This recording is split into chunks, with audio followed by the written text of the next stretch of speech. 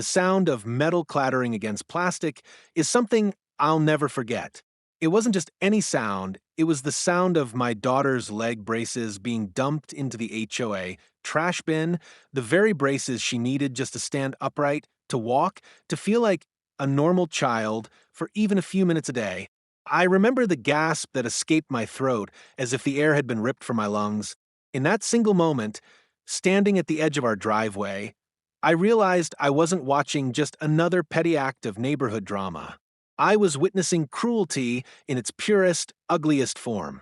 My daughter froze, her little hands gripping the chains of the swing as if holding on for dear life. Her wide eyes shimmered with confusion before tears began streaming down her cheeks. She didn't understand why someone would take something so important from her. I did. It was Karen, our HOA president, who had screamed only moments earlier, "No medical junk outside. This is MY neighborhood." Those words seared themselves into my memory, and every syllable was like a hammer driving nails into my chest. Neighbors peeked from their windows, some daring to step out onto their porches, watching as if this were nothing more than a piece of theater staged for their entertainment. Their silence stung almost as much as Karen's cruelty. Not one of them said a word in defense of my daughter. Not one. Some shook their heads, others whispered, but nobody came forward. In that instant, the true nature of the neighborhood revealed itself to me. It wasn't just Karen I had to worry about. It was the indifference of everyone else. I wanted to shout, to run to the trash bin and retrieve the braces before Karen's filthy hands contaminated the one thing my daughter relied on. But I couldn't move fast enough. My daughter sobbed uncontrollably, her legs trembling without the support she desperately needed. Watching her collapse into herself, as though the world had crumbled beneath her, was the most gut-wrenching pain I had ever experienced as a parent. My fists clenched, my jaw locked, and every instinct inside me screamed to retaliate. Yet I stood frozen, not out of weakness, but out of the terrifying realization that this was just the tip of the iceberg. For years, Karen had been a thorn in our side, nitpicking over lawn heights, the shade of our mailbox, even the kind of flowers we planted. But this was no longer about property values or neighborhood standards. This was personal. It was malicious. It was an attack on a child who couldn't fight back, orchestrated by a woman who thrived on control, humiliation, and dominance. And in that moment, I knew she wasn't just trying to assert power over me, she was trying to break my daughter's spirit. The image of my daughter's tear-stained face etched itself deep into my mind. I could feel the shame, the anger, the helplessness boiling inside me like a storm waiting to erupt. I didn't yet know how, but I swore to myself that I would never let her cry because of Karen again. She thought she could dictate what belonged in this neighborhood and what didn't. She thought she could reduce my child's life-saving braces to nothing more than junk. What Karen didn't know was that by tossing those braces into the trash, she wasn't just crossing a line, she was igniting a fire. And I promised myself, right then and there, that fire would consume every ounce of her false power. Because as much as she believed this was the end of the argument, I knew the truth. This wasn't the end. It was only the beginning. When we first moved into this neighborhood, I thought we had found the perfect place to raise our family. The lawns were manicured. The houses stood in neat rows with white fences and tidy porches, and there's a certain sense of security in knowing that we lived in a community where people supposedly looked out for one another. My wife and I imagined birthday parties in the backyard, friendly barbecues with neighbors, and a place where our daughter could grow up surrounded by stability and kindness. For a while, it felt like we had found that dream. But like so many dreams, the cracks revealed themselves slowly, one ugly fissure at a time. My daughter had been born with a condition that made walking nearly impossible without medical assistance. For her, those braces weren't just straps and metal. They were hope, freedom, and confidence all wrapped into one. Every step she took with them was a triumph, a small rebellion against the limitations her body tried to impose. She smiled brighter when she wore them, even when they rubbed her legs raw. She laughed louder when she could chase the family dog in the yard, even if it was only for a few minutes at a time.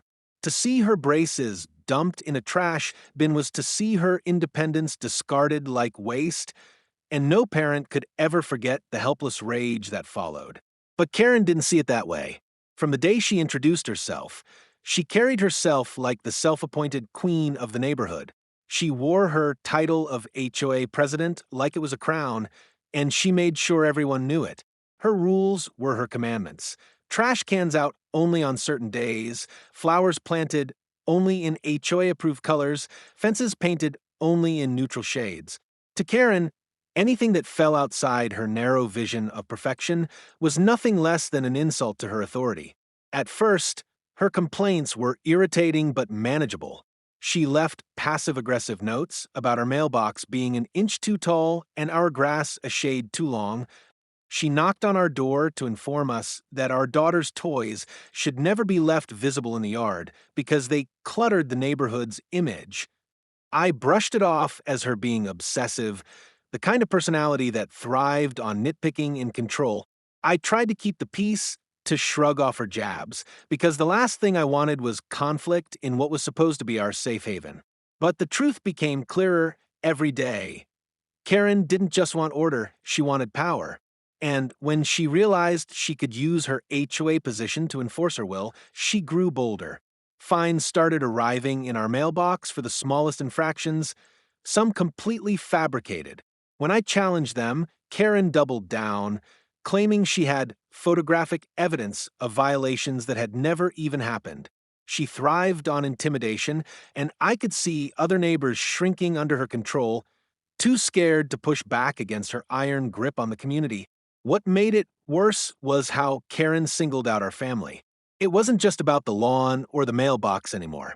It was the way she looked at my daughter when she wore her braces, a twisted blend of disgust and disdain, as if medical equipment somehow ruined the aesthetic of her picture-perfect neighborhood. She once had the audacity to tell me, "Maybe this isn't the right place for a family with special needs." Those words cut deeper than any fine or letter ever could. That was when I realized she wasn't just policing property, she was targeting us personally. The community itself was divided. Some neighbors whispered words of support when Karen wasn't around, telling me they thought she was out of control. But when it came time to stand up, they stayed quiet, unwilling to risk a wrath. Others seemed to enjoy aligning with her, laughing at her petty remarks and parroting her obsession with neighborhood standards. It was a small-town dictatorship with Karen as its ruler and everyone else playing along to avoid becoming her next target. Through it all, my daughter remained my strength. Despite the stares, the whispers, and the cruel restrictions Karen tried to enforce, she wore her braces with pride. She never asked to be different, but she accepted her reality with more grace than most adults I knew. Watching her try to smile after Karen's insults made me realize how strong she truly was. But it also reminded me of my duty as her father, to shield her from cruelty when she could no longer shield herself. Looking back now, I see that the leg braces in the trash weren't some random outburst. They were the culmination of months, even years, of escalating hostility. Karen had been circling, waiting for her moment to strike in a way that would hurt the most, and she found it. The day she grabbed those braces and tossed them away, she wasn't just enforcing a rule.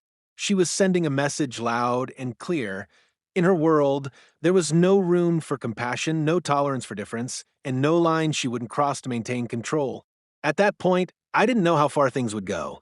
I didn't know how many battles still lay ahead or how deep Karen's cruelty would cut.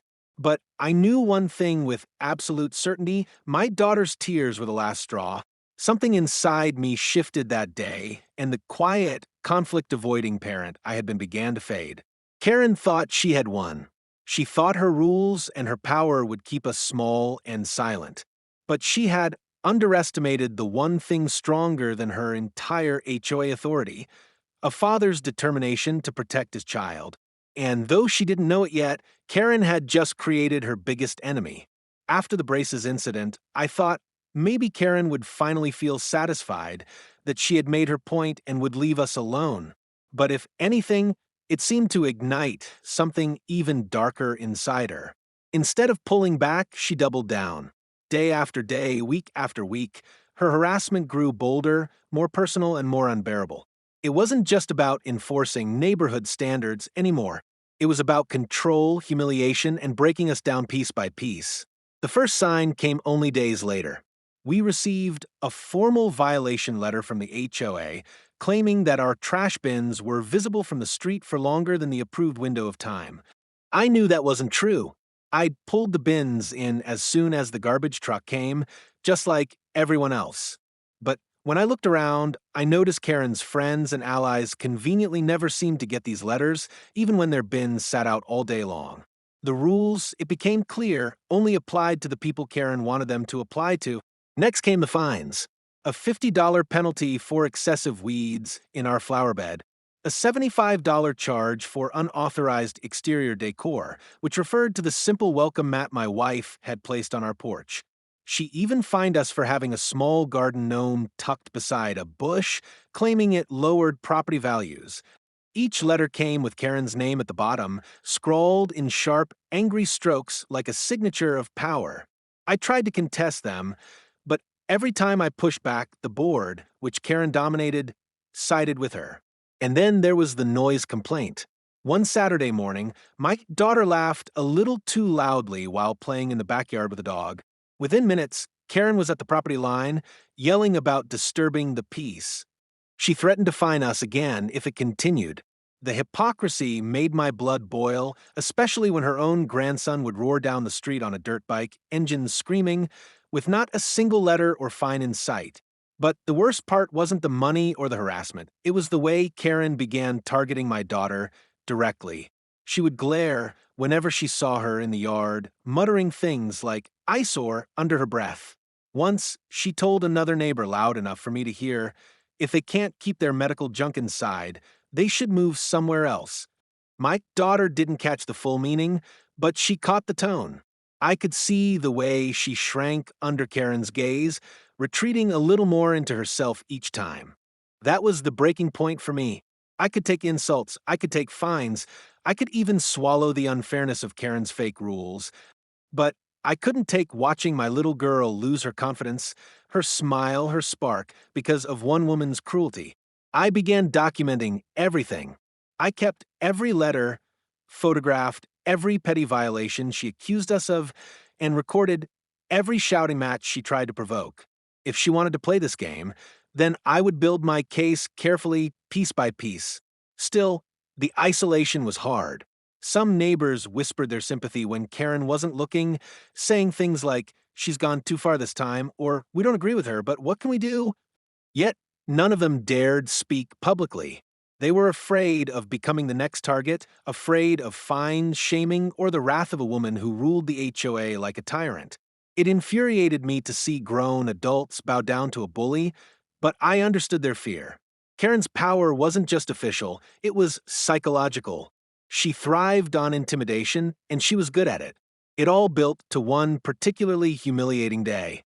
Karen showed up at my front door while my daughter was inside, struggling to practice walking with her braces.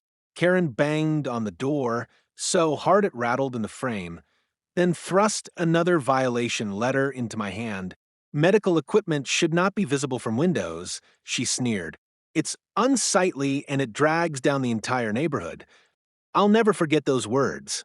She wasn't just trying to erase the sight of my daughter's braces from the community, she was trying to erase my daughter. I wanted to shout back, to unleash all the rage that had been building inside me for months, but I didn't. I could not yet. Instead, I stood there, shaking, gripping that piece of paper, so hard it nearly tore in my hands. I realized then that Karen wasn't simply enforcing petty rules. She was testing me, pushing me to the edge, daring me to break. And the more I held back, the more emboldened she became. Looking back, those weeks felt like a storm building. The fines, the insults, the harassment, they were the thunder and lightning, warning signs of the bigger strike to come. Each encounter chipped away at my patience, fueled my anger, and left me more determined than ever not to let her win. Karen may have thought she was in control, but What she didn't realize was that every cruel word, every letter, every fine was planting a seed of resistance in me.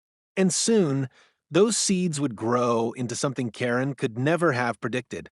Because as much as she tried to make us small, as much as she tried to isolate us, she had overlooked one undeniable truth.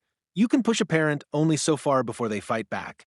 It was a Saturday morning that should have been ordinary, quiet, and uneventful.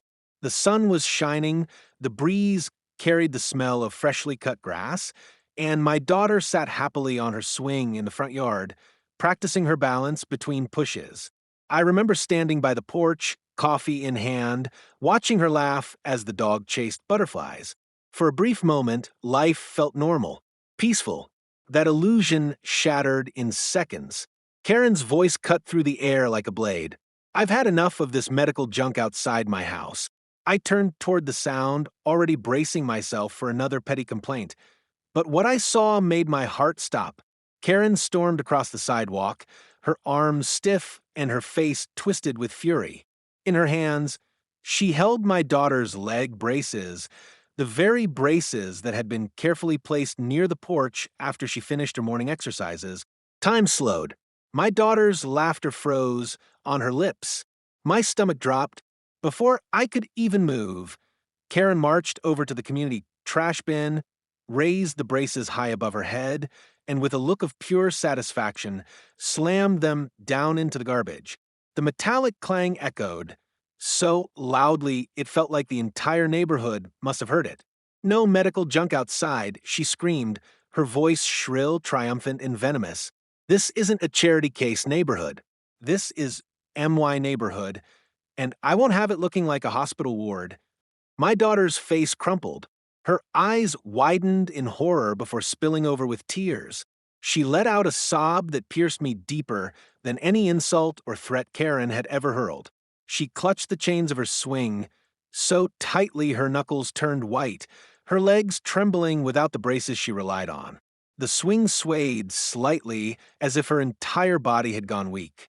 Watching her collapse into herself, powerless, broke something inside me that had never broken before. I wanted to move, to sprint toward the trash, to pull the braces out and shove Karen away from my family. But I froze, rooted to the ground by a mix of shock and fury so overwhelming it paralyzed me. My coffee cup slipped from my hand and shattered on the steps, but I barely noticed. All I could hear was the pounding of my own heart and my daughter's cries. Neighbors began to emerge from their homes, drawn by Karen's shouting. Some lingered on porches, some peeked from behind curtains, others gathered in small clusters on the sidewalk. They whispered, they stared, but they did nothing. Not one of them stepped forward. It was as though Karen had hypnotized the entire community into compliance, and now, as she publicly humiliated my family, their silence became her weapon. Karen wasn't finished. She dusted her hands off dramatically, as though she had just completed a heroic deed. "If you can't keep your junk inside," she spat, "maybe you should think about moving. This is a respectable neighborhood, not some rehab center." She turned, daring me to respond, her smirk dripping with arrogance. Something inside me snapped. I took a step forward, my fists clenched, my chest heaving. For a moment, I wanted nothing more than to unleash every ounce of rage that had been building in me since the day we moved in. But then my eyes fell on my daughter, crying, shaking, clinging desperately to her swing. I couldn't make it about me. I couldn't risk making her feel more unsafe by exploding in front of everyone. Instead, I forced myself to stand tall, even though every muscle in my body screamed to fight. I walked to the trash bin, my movements deliberate, heavy. The crowd watched silently. Karen crossed her arms, smug, daring me to dig through garbage for what belonged to my child. And I did. I plunged my hands into that foul-smelling bin, my dignity burning as neighbors whispered behind me. I pulled out the braces smeared with dirt and trash and held them tightly against my chest. The metal felt colder than usual, as if it had absorbed every ounce of cruelty Karen had poured into the act. My daughter looked at me with red, tear-stained eyes, her lips trembling as she whispered, "Daddy, why did she do that?" I couldn't answer. Not yet. Because how could I explain to a child that some people were so consumed by bitterness, control, and hate that they could look at medical equipment meant to give her freedom and call it junk? How could I tell her that the world wasn't always kind and sometimes monsters lived not under beds but in the house next door? Karen wasn't finished humiliating us. She turned back to the neighbors, raising her voice so all could hear. This is exactly why we have rules. If we let one person clutter the neighborhood with unsightly junk, then where does it end? First it's braces, then it's ramps, then it's wheelchairs, and then what? We're all living in a hospital? Laughter broke out from a few of her loyal allies. The sound twisted like a knife in my gut. But amid that cruelty, something else stirred, something stronger than humiliation, stronger than rage. A quiet, burning determination. Karen thought she had won. She thought she had broken us, reduced us to nothing but victims of her tyranny. But she was wrong.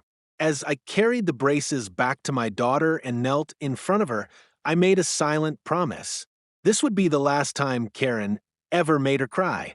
This would be the last time she humiliated us, the last time she used her power unchecked. Because if she wanted a war, then she had just declared it. And unlike her, I didn't need cheap power plays or a title to fight back. All I needed was the truth, my family, and the determination of a father who refused to be broken. Karen had no idea that by tossing those braces into the trash, she hadn't just crossed a line. She had lit the fuse of something she would never be able to contain. This wasn't the climax of her power. It was the beginning of her downfall. In the days that followed the braces incident, the atmosphere around our home felt heavier, like a storm cloud permanently hovering above us. My daughter refused to play outside. She didn't want to touch the swing, didn't want to look at the porch, and when she glanced at the braces, freshly cleaned but still bearing the faint stench of the garbage bin, her face crumpled in sadness. She asked if she could just stay in her room, away from the neighbors' eyes. That broke me more than anything Karen had done. The braces gave her freedom, but now they were also a reminder of humiliation. I tried to reassure her. I told her that people could be cruel, but that we were stronger. Still, there was no mistaking the fear in her eyes every time she asked, "What if she takes them again?" A child should never have to carry that kind of anxiety, and yet, thanks to Karen, my daughter now lived in constant dread. And then came the letters. Karen had wasted no time in spinning the story to her advantage. An official HOA notice arrived in our mailbox claiming we had violated neighborhood standards by leaving medical equipment in public view. The letter went on to say that the HOA board had reviewed multiple complaints about our home looking cluttered and unsanitary. Attached was a fine of $150, payable within 30 days. At the bottom of the letter, as always, was Karen's signature, underlined with almost theatrical force. I saw red. Not only had she humiliated my daughter in front of the entire neighborhood, but now she was rewriting the event to make it look like we were the problem. According to her version, she hadn't stormed into our yard and stolen the braces. She had removed unsightly clutter from the street in line with HOA regulations. In her twisted retelling, she wasn't the aggressor. She was the hero, keeping the community pristine. I confronted her at the next HOA meeting, a monthly gathering that I dreaded but could no longer avoid. The boardroom smelled of burnt coffee and stale carpet, filled with folding chairs and passive-aggressive chatter. Karen sat at the head of the table like a queen on her throne, flanked by her loyal allies who nodded at every word she said. I stood before them, holding up the violation notice, my voice trembling with barely contained rage. "You trespassed onto my property. You stole my daughter's medical equipment. You humiliated her in front of everyone, and now you fine us for it." Karen didn't even blink. She leaned back in her chair, her lips curling into that smug half-smile that made my skin crawl. "The board has already reviewed the situation," she said calmly. "You left equipment outside, clearly visible from the street. That violates HOA policy. I was simply enforcing the rules." Her allies murmured in agreement as though rehearsed. One even chimed in, "We all saw it. The clutter doesn't look good for the community." I scanned the room, searching for even one neighbor to speak up. A few looked away, uncomfortable. Some fiddled with their phones. Others stared blankly, refusing to meet my eyes. Not a single person defended us. The silence was deafening and Karen thrived on it. I slammed the letter on the table. That was medical equipment. For my daughter. She needs it to walk, to live like a child should. And you call it junk. Karen's smirk widened. We sympathize with your situation, she said, her tone dripping with false sweetness. But sympathy does not override rules. If you can't maintain standards, maybe this isn't the right community for you. The words landed like a punch. She wasn't just fining us, she was trying to drive us out, to erase us from the neighborhood altogether. And, judging by the nodding heads around her, she had plenty of support to make it happen. When I returned home that evening, my daughter was waiting at the window. "Did they believe you, Daddy?" she asked softly. My throat tightened. I wanted to tell her yes, that justice had prevailed, that the truth had finally been seen. But the reality was too cruel. I knelt beside her, brushing a tear from her cheek, and whispered, "Not yet, but they will." Karen, meanwhile, wasted no time spreading her lies beyond the boardroom. She told neighbors that we were irresponsible and letting medical junk rot outside.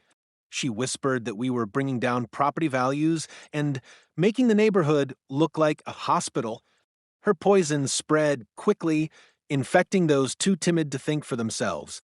Soon, people who once waved at us stopped making eye contact. Conversations ended abruptly when I walked by. Invitations to block parties and cookouts disappeared. We weren't just isolated, we were being cast out. The worst part? Karen reveled in it. She walked around the neighborhood with her chin high, like she had conquered an enemy. Every time I caught her eye, she gave me that same smug look, as if daring me to fight back. And each time I held my silence, not because I was weak, but because I was waiting, I began to realize that this wasn't just about one cruel act. It was about control. Karen had built her power on fear, manipulation, and lies. But the more she lied, the more she revealed her true nature. And while my neighbors might have been too scared to stand up to her, I wasn't. I knew then that fighting Karen would take more than anger. It would take patience, planning, and proof. She thought she had buried us under fines and lies, but what she didn't know was that I was already building a case against her, brick by brick, truth by truth. Karen believed she had destroyed my daughter's spirit and silenced my family. But she had underestimated us. And soon, the same lies she used to protect herself would become the very rope that hung her. After weeks of humiliation, fines, and whispered lies, something inside me hardened. For too long, Karen had thrived on intimidation, twisting the rules, manipulating neighbors, and using her position of power to make our lives miserable. But watching my daughter shrink into herself, afraid to even step outside, lit a fire in me that refused to go out. I realized I couldn't simply fight Karen with anger. She would win that battle every time, twisting my rage into evidence of me being unstable. No, to take her down, I needed strategy, I needed patience, and above all, I needed undeniable proof. The first step was documentation. Every fine, every violation notice, every letter Karen shoved into my mailbox, I kept them all. I bought a binder and began filling it, carefully labeling each incident with dates and descriptions. I even logged her verbal attacks, writing them down as soon as they happened, so I wouldn't forget a single detail. At first, it felt obsessive, maybe even paranoid, but deep down I knew that if I didn't build my case, she'd continue rewriting history, and the board would continue siding with her. Next came the cameras. I installed a small set of security cameras around the property, angled carefully to capture the porch, the driveway, and the front yard. If Karen ever tried to trespass again, I wanted video evidence. I knew she'd hate it, and I was right. Within a week, she marched up to my property line and sneered. "Trying to play detective now? Those cameras won't save you." But her fury only confirmed I was on the right track. I also began reaching out quietly to neighbors, not the loud supporters who parroted everything Karen said, but the ones who looked away during her rants, the ones who whispered sympathy when no one was listening. I asked them simple questions. Had they been fined unfairly? Had Karen singled them out? Did they feel trapped by her control? Slowly, carefully, stories began to emerge. A family fined $200 for their children's bikes left in the driveway for a single afternoon. An elderly widow threatened with legal action because her fence paint had faded. A couple accused of illegal gatherings because they had hosted a birthday party. Karen's cruelty wasn't limited to us. She had been terrorizing the entire neighborhood, one household at a time. Some were still too afraid to speak out, but others began sharing their violation notices with me. I copied everything, adding to the growing binder of evidence. What started as a single act of defiance became a collection of injustices, each one a brick in the wall I was building against Karen. The most important piece, though, came by accident. One evening, as I walked the dog past Karen's house, I overheard her talking to one of her closest allies. She was laughing, her voice carrying across the quiet street. I told him to move if he doesn't like it. I'll fine him until he breaks. That kid of his? What a burden. No wonder he's always angry. The cruelty of those words nearly sent me storming up her steps, but instead, I pulled out my phone and hit record. It wasn't the clearest audio, but it was enough. Enough to show the board, enough to show the neighbors, and enough to show the world exactly who Karen was when the mask slipped. With evidence piling up, I sought legal advice.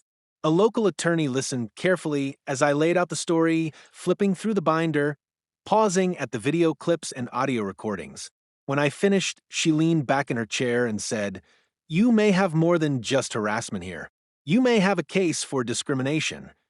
The word hung in the air like a lifeline. Discrimination. That was exactly what it was, targeting my daughter for her disability, turning her medical equipment into junk, and punishing us for simply existing in the neighborhood. The attorney suggested documenting even more, keeping track of every interaction, and preparing to bring the HOA itself into the spotlight.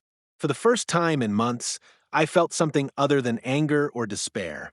I felt hope, but I wasn't ready to reveal my hand just yet.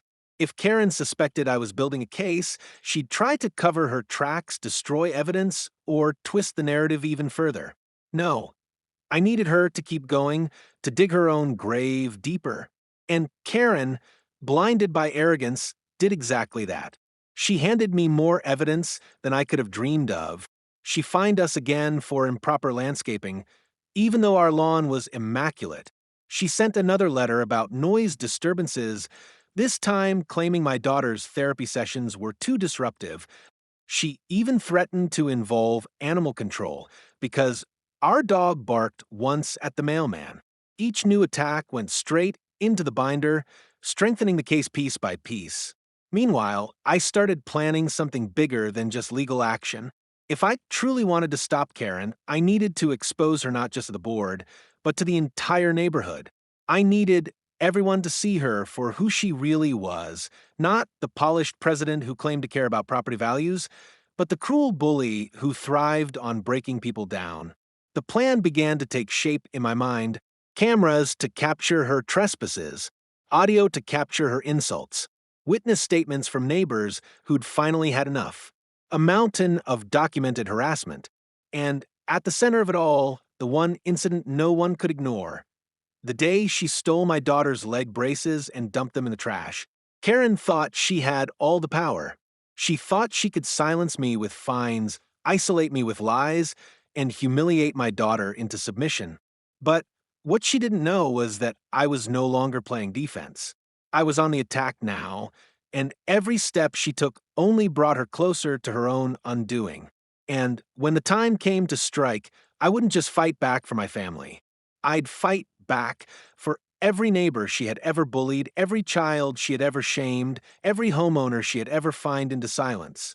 Because Karen didn't just declare war on me the day she threw away those braces, she declared war on an entire community. And I was going to make sure she lost. The night I decided to take everything to the HOA meeting, I felt like a man walking into the arena. Only this time I wasn't there to fight alone. I had evidence, witnesses, and the kind of quiet resolve that no petty fine could shake. Karen sat at the head of the long folding table like she always did, smug and unruffled, flanked by her loyal allies.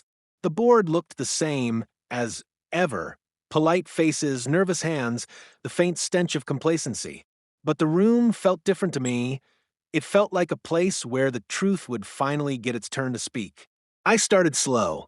I presented the binder, every violation letter, every fine, every photograph of Karen at our property line, every recorded audio clip of her twisted laughs and spiteful remarks.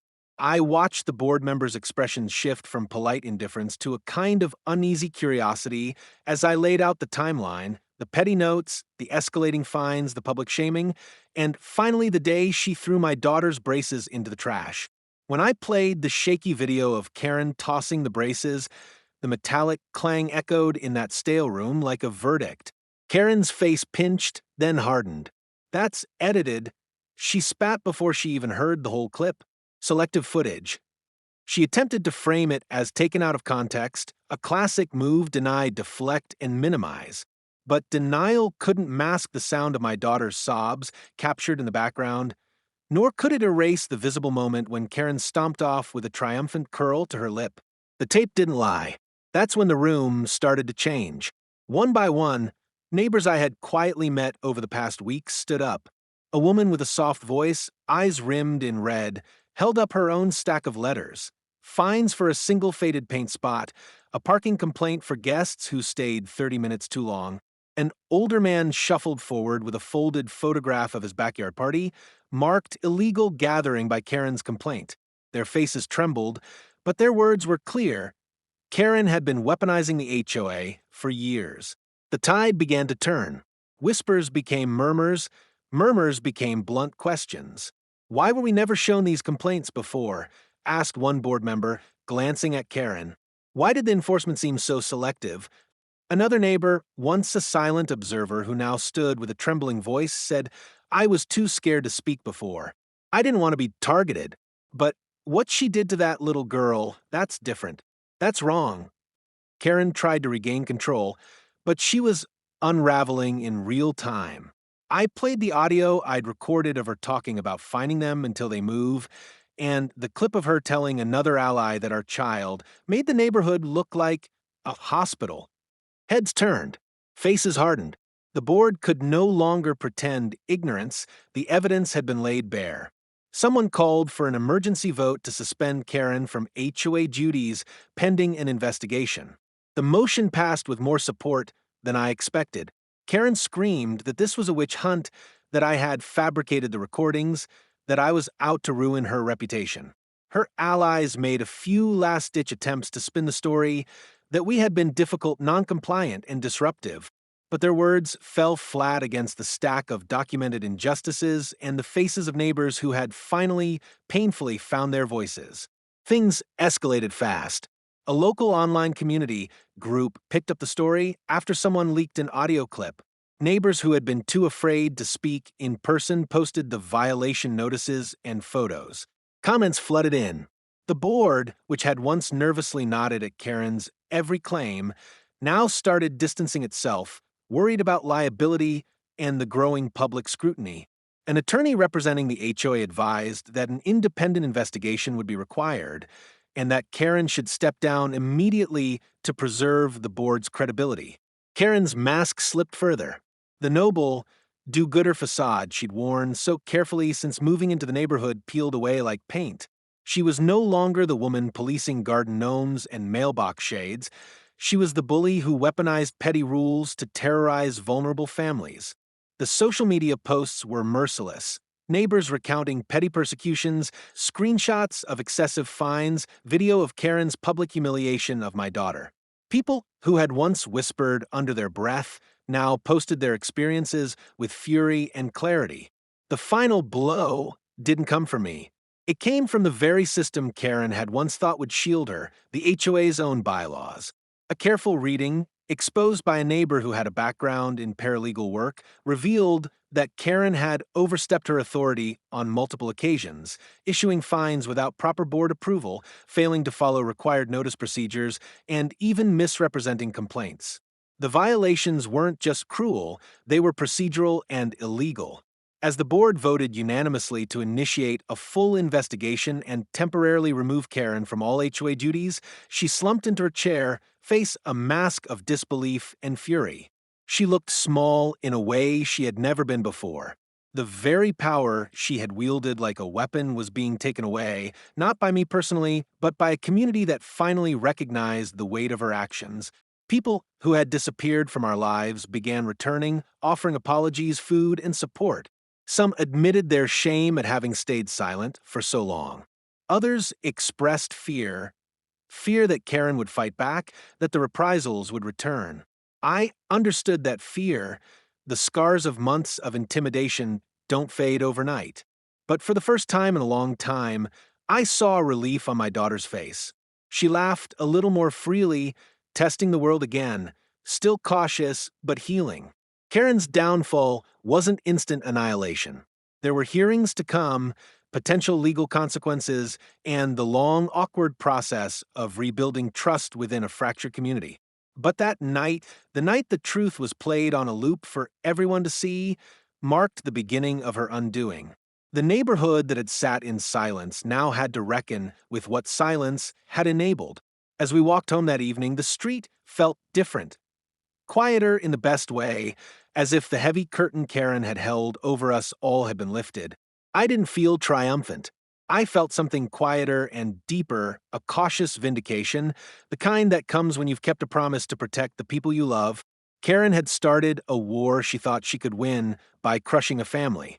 But when the community finally opened its eyes, it became clear she had sown the seeds of her own collapse. The real work, legal follow-through, healing, and preventing such abuse from happening again, was only beginning. Yet for the first time since that morning at the trash bin, I believed justice was not only possible, it was within reach. In the weeks after the showdown, the neighborhood began to breathe again. The air felt lighter, as if someone had finally opened the windows after years of suffocating under Karen's control. My daughter, once afraid to even step outside, slowly rediscovered her courage. The first time she walked down the driveway, with her braces, chin lifted proudly, the neighbors who had once avoided us now waved and smiled. It wasn't just support for her, it was an unspoken apology for the silence they had kept for too long. She laughed again, real laughter, the kind that echoed across the yard without fear of someone storming over to scold her.